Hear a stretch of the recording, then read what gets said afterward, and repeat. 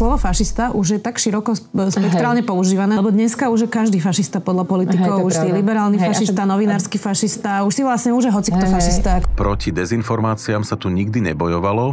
Sloboda slova je absolútna, každý nech si povie, čo chce. Významy slov ako fašista, liberál, progresívec, mier a ďalších sú dnes zámerne krivené, aby slúžili nečistým cieľom. Doslova ich kradnú z našej slovnej zásoby a naplňajú ich tak falošnými významami. Takže krádež slova. To sme to ešte nemali. Prečo je to problém? Relativizovanie slov vedie k nárastu dezinformácií, proti ktorým dlhodobo bojuje Európska komisia. Aby sme pred kradnutím slov varovali, predstavili sme unikátnu publikáciu. Ukradli ešte niečo? Áno. Vydalo by to na celý slovník. Tak ho vydajte. Slovník odsudzených slov. Slovník obsahuje správne aj nesprávne významy najčastejšie kradnutých slov.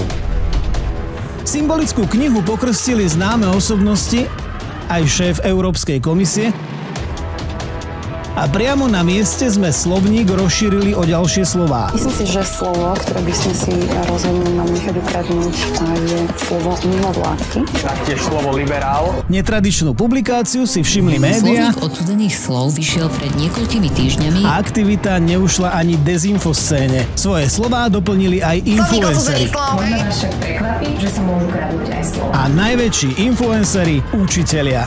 V študentskej besede na tému krádež slova sa náš slovník dokonca dostal do rúk Ivety Radičovej. A nakoniec ho oficiálne uznal aj štátny jazykovedný ústav. Aby sa dostal slovník naozaj ku každému, aktuálne tlačíme stovky kusov v spolupráci s Pantarej, ktoré nájdete v knihkupectvách po celom Slovensku.